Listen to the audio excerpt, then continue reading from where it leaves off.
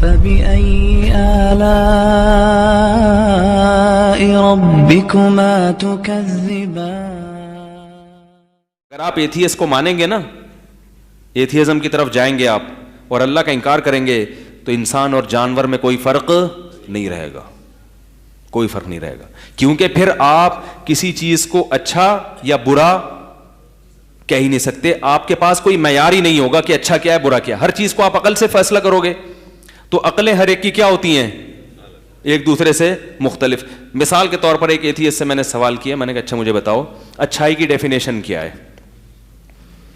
اچھائی کی, قیامت آ گئی مگر وہ اچھائی کی ڈیفائن نہیں کر سکا. میں نے کہا میں آپ کو بتاتا ہوں, اگر اللہ کو نکالو گے تو مذہب نکل جائے گا, پیغمبر, تو سارا سیٹ اپ تو وہاں سے شروع ہوتا ہے نا.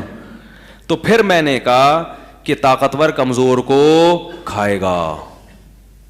پھر وہ کہے گا کہ دیکھو سمندر میں بڑی مچھلی چھوٹی مچھلی کو کھاتی ہے, شیر اپنے سے کمزور جانوروں کو کھا جاتا ہے. تو اس سے وہ پھر وہ نیچر سے لے گا نا ہر چیز. تو نیچر یہ کہتی ہے کہ جو پاورفل ہے وہ کمزور کو دبا لے. کمزور کو اللہ نے کمزور یا نیچر نے کمزور اس لیے تو رکھا ہے کہ وہ اپنے وجود کو برقرار رکھنے کے لیے کوشش کرے, اور طاقتور اپنے آپ کو برقرار رکھنے کے لیے اس کو کیا کرے, کھا جائے. تو وہ یہ کرے گا. آپ کے پاس کوئی دلیل نہیں ہے کہ اس عمل کو آپ کیا کہو, ناجائز کہو. پھر جو بڑے بڑے سیاستدان غریبوں کی زمینیں کھا جاتے ہیں, صحیح کرتے ہیں, کہتے ہیں بھائی ان کے پاس کھانے کی طاقت نہیں, ہمارے پاس طاقت ہے, ہم کھا رہے ہیں. کیسے کہو گے کہ یہ غلط ہے؟ کوئی دلیل نہیں ہے غلط کہنے کی. رشتہ داری جوڑنی ہے کہ توڑنی ہے, کوئی دلیل نہیں ہے آپ کے پاس. سود تو بہت بات کی چیز ہے, جس سے معیشت کا نظام تباہ ہو رہا ہے, وہ تو حلال ہی ہے. وہ تو اسلام کے علاوہ جتنے لوگ ہیں ویسے ہی حلال کہتے ہیں. حالانکہ سود کی وجہ سے انسانی معیشت کیا ہو گئی ہے, برباد. پھر زنا میں آپ فرق نہیں کرو گے کہ کس سے حلال ہے کس سے حرام ہے, نہ جو اچھا لگے وہ کیا ہے. اسی وجہ سے یہ جتنے دنیا میں ظالم لوگ ہوتے ہیں نا, ان میں زیادہ تر لوگ اپنے گناہ کو حلال کر کے کرتے ہیں. یہ کہتے ہیں شراب پینے والا کیا کہتا ہے, یہ اسٹریس کا کیا ہے, علاج ہے. جبکہ اس شراب سے انسانیت کو جو نقصان ہوا ہے, بے تحاشا نقصان. یہ تو مذہب ہے جس نے شراب پر پابندی لگا دی. صحابہ نے پوچھا اس کی لاجک کیا ہے, اس میں تو فائدے ہیں, تو ڈپریشن ختم ہوتی ہے, اسٹریس ختم ہوتا ہے.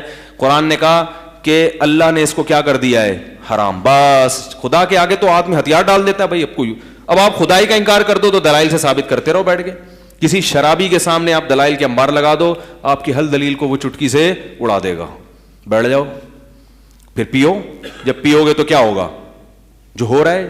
یہ جو ایک صاحب امریکہ میں 10-15 سال رہے ہیں اور یورپ میں, وہ کہہ رہے ہیں شراب جو ہے نا, شراب, اس کا جو تصور فلموں میں اور موویز میں دکھایا جاتا ہے حقیقت میں ایسا ہے نہیں. شراب کا جو تصور موویز میں دکھایا جاتا ہے, وہ جو یو ایس اے سے اور یورپ سے گھوم کے کئی سال رہے ہیں, کہہ رہے ہیں اللہ کی قسم حقیقت میں یہ تصور نہیں ہے.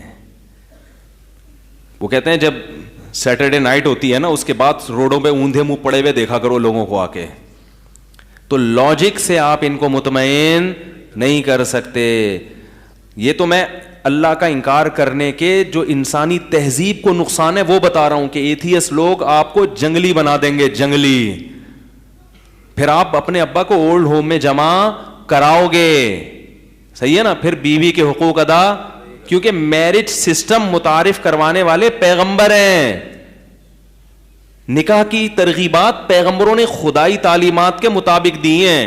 وہ میں ماہر نفسیات مجھے یاد آ گئے, وہ کہہ رہے تھے انسانی تاریخ میں 4000 سال پہلے شادی کا رواج شروع ہوا ہے, اس سے پہلے رواج نہیں تھا. یہ اتنا بڑا پھینکی ہے ان ماہر نفسیات نے.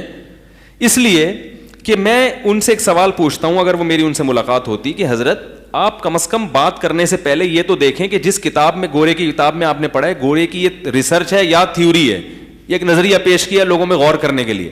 یہ اتنی غلط بات ہے, اس لیے کہ ہم جتنا ماضی کی طرف جاتے ہیں ہمیں مذہبی تصورات زیادہ ملتے ہیں, ایسا ہی ہے نا. اور اب انسان عقل کو جتنا استعمال کر رہا ہے, جو مذہب سے آزاد لوگ ہیں وہ پہلے اتنا استعمال, پہلے تو یا تو پیغمبروں کی بات لوگ سنتے تھے یا اپنے باطل مذہبوں کے پیچھے چلتے تھے. خود سے بیٹھ کر تو انسان نے اتنی ترقی نہیں کی تھی کہ وہ اقوام متحدہ بنے اور پورے قوانین پاس ہوں. تو جب انسان نے اتنی عقل استعمال کر کے ترقی کی تو نکاح کے رواج کو پروموٹ کیا, یہ ختم کیا ہے, ختم کیا ہے. تو اس سے پتہ چلتا ہے کہ جتنا ماضی کی طرف جائیں گے آپ کو نکاح کے رواج زیادہ نظر آئے گا. اب مجھے ایک بات بتاؤ, ساری دنیا یہ بات جانتی ہے کہ آج بھی یورپ چاہتا یہی ہے کہ میرج سسٹم معاشرے میں فروغ پائے. امریکہ بھی چاہتا ہے, کینیڈا بھی چاہتا ہے. وہ الگ بات ہے کہ ان کی قوم اب ان کے ہاتھ سے نکل گئی, لیکن ان کے بھی ماہرین کہتے ہیں یار یہ میرج سسٹم کیا ہے, اچھا ہے, لیکن اس پہ لا کیوں نہیں سکتے کہ اس میں انسان کی آزادی ختم ہوتی ہے, عیاشی ختم ہوتی ہے, وقتی عیاشی. دیر پا نقصانات ہیں وقتی, جیسے شراب چھوڑنے کے نقصانات دیر پا ہیں, وقتی فائدے ہیں. تو اب مجھے ایک بات بتاؤ کہ جب اتنا ذہین ہو گیا انسان, اس وقت وہ وقتی فائدے کو دیکھ رہا ہے, مستقبل کے فائدے کو نہیں دیکھ رہا. تو جب انسان اتنا میچور نہیں تھا, پوری دنیا کے قوموں نے کوئی گول میز کانفرنس کی تھی کہ ہم وقتی فائدے کو مت دیکھیں. ایکچولی چونکہ زنا سے بڑے نقصانات ہیں, تو پوری دنیا میں جہاں جہاں انسان بستے ہیں ہم سب ان میں میرج سسٹم کو کیا کریں گے, بولو بھائی, فروغ دیں گے. یعنی پہلے تو زنا تھا, بعد میں ساری دنیا کے انسانوں مل کے قانون بنا کے میرج سسٹم کو کیا کر دیا دنیا میں رائج. کیوں؟ جن انسانوں نے ایسا کیا ان کی باقیوں نے سنی کیوں ہے بھائی؟ اگر آپ پہلے تو جنگلی لوگ تھے نا, جنگل میں 4 آدمیوں کو چھوڑ دیں, کبھی بھی شادی کی طرف 4 آدمی اور 4 عورتیں چھوڑ دیں آپ, اور کوئی تہذیب نہ ہو, کوئی تعلیم دینے والا نہ ہو, کبھی بھی شادی کی طرف نہیں آئیں گے. مرد جیسے ہی بالغ ہوگا عورت کی طرف ہوس کی نگاہیں ڈالے گا اور ہر طرح سے اپنی خواہش پوری کرنے کی کوشش کرے گا. تو یہ 4 ہوں یا 4000 ہوں, وہ ایسے ہی رہیں گے. ان کو کان سے پکڑ کے لانا پڑے گا کہ نہ نہ نہ نہ نہ, بالغ ہو گئے تو ادھر ادھر جانے کی اجازت نہیں ہے, تم نے نکاح کرنا ہے, بہو بنا کے گھر میں لانا ہے. پھر جو اولاد ہوگی تو اس کا باپ ہے, تیرا باپ بھی اس کی کیا کرے گا, تربیت کرے گا.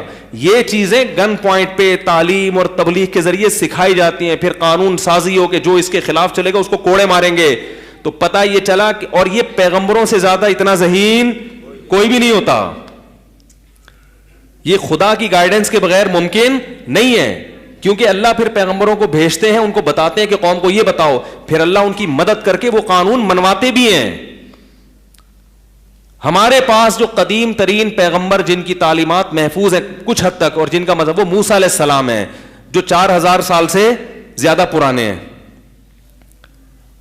تو موسیٰ علیہ السلام کی اللہ نے مدد کی, فرعون کو غرق کروایا. اور موسیٰ علیہ السلام جو سسٹم لے کر آئے, اس سے پہلے فرعون میں جو نکاح کا سسٹم تھا وہ بھی کسی پہلے والے پیغمبر کی تعلیمات کا, بولو بھائی, نتیجہ تھا. کیونکہ اللہ نے ہمیں بتایا ہے کہ انسان سارے پیغمبروں ہی سے سیکھا کرتے تھے, پھر آہستہ آہستہ پیغمبروں کی تعلیمات سے دور ہونا شروع ہو گئے. تو جو دور ہوئے ان میں رواج ختم ہو گیا, جو باقی رہے ان میں رواج, بولو بھائی, باقی ہے. آج بھی سب سے زیادہ نکاح کا رواج کس قوم میں ہے؟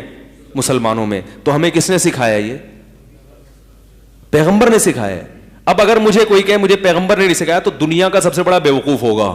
صحیح ہے نا, دنیا کا سب سے بڑا بیوقوف ہوگا.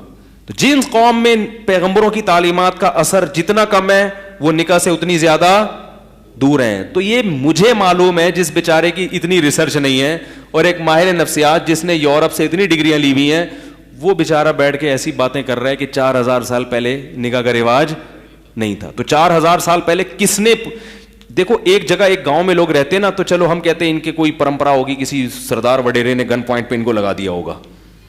لیکن ہم دیکھتے ہیں 4000 سال پہلے بھی دنیا, پوری دنیا میں آباد تھی. لوگوں کو ایک ٹاسک پہ جمع کس نے کر دیا؟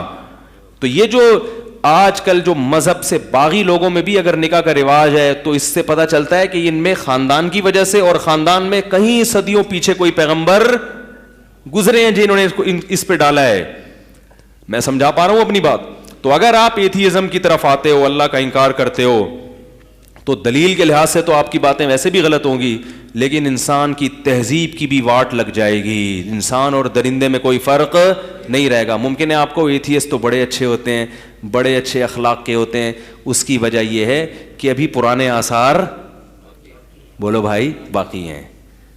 کیونکہ جب ابھی تو مذہبی لوگ دنیا میں زیادہ ہیں, آہستہ آہستہ جب ایتھیسٹ دنیا میں زیادہ ہو جائیں گے تو ایک ایسا دماغ بھی پیدا ہوگا جو کہے گا کیوں میں تیری کیوں مانوں, ہے بھائی میں اقوام متحدہ کی کیوں مانوں, میری کیا لگتی ہے اقوام متحدہ جو اس نے یہ لا بنا دیا تو میں کیوں مانوں, میں تو دیکھتا ہوں سمندر کی بڑی مچھلی چھوٹی مچھلی کو کھاتی ہے, تو اگر میرے پاس پاور ہے تو میں اپنے سے چھوٹوں کو کھانا شروع کروں گا.